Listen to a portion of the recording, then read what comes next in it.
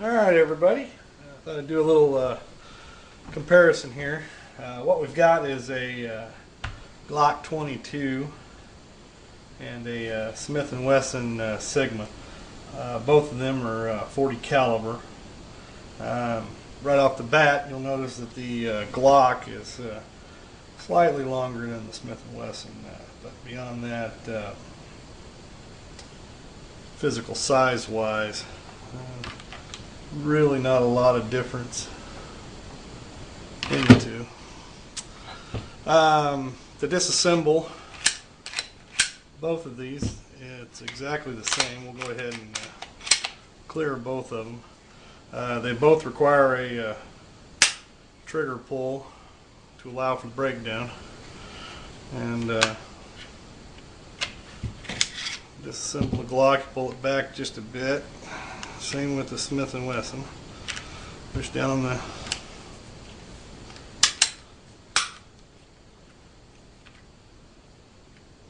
the disassembly notches.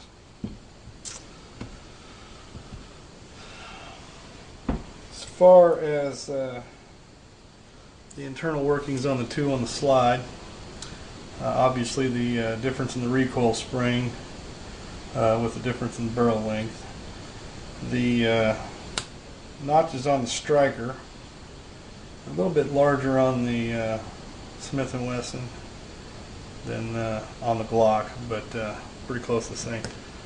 Disassembly of the individual slides is exactly the same.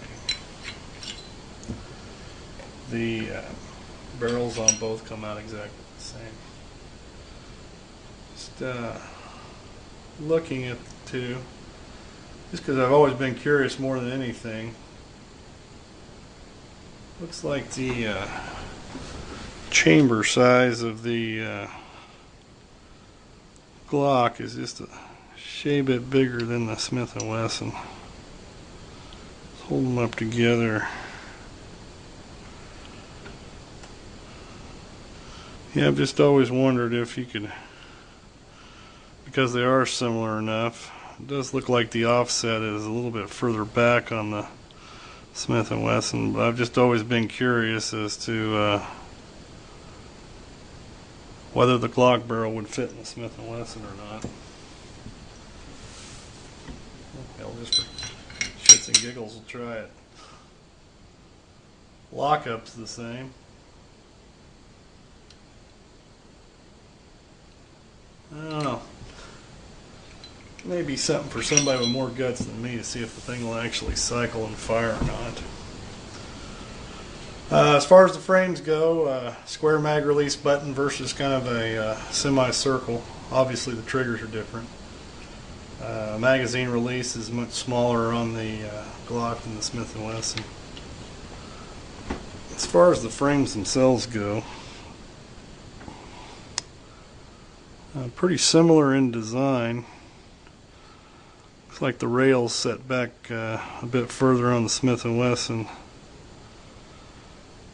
in the front, and they're farther forward in the back. Obviously the trigger mechanism between the two is completely different, and the engagement bar between the two of them looks to be completely different also. But yeah, pretty similar as far as the basic design. All the little differences seem to be basically fairly cosmetic as far as they go.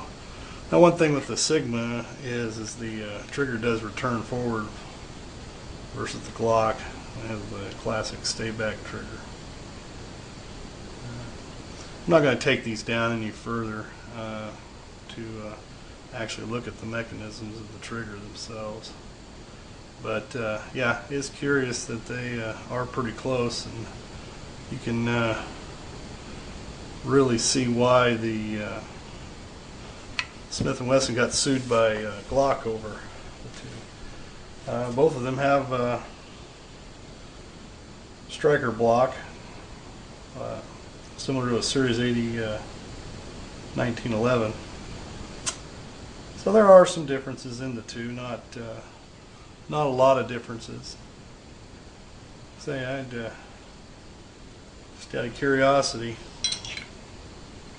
stick that Glock barrel in and see if it'll go together on the Smith & Wesson frame. And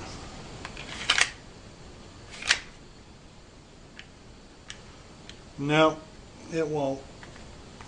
That's as far as it'll go back. Well,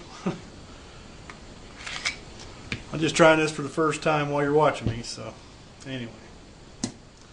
Both of them shoot 40 Smith & Wesson.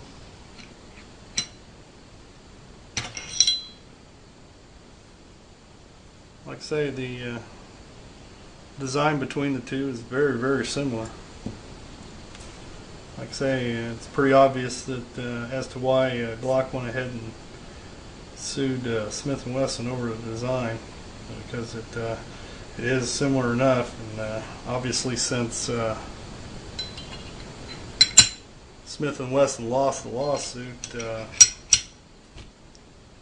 courts thought so also. Yeah, put these back together. Pretty straightforward.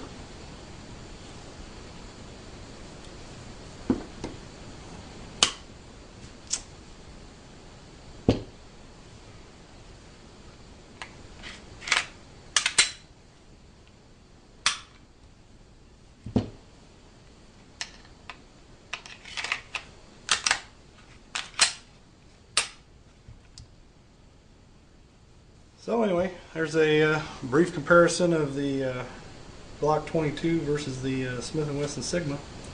Hope you find this interesting. We'll talk to you later. Have a good day.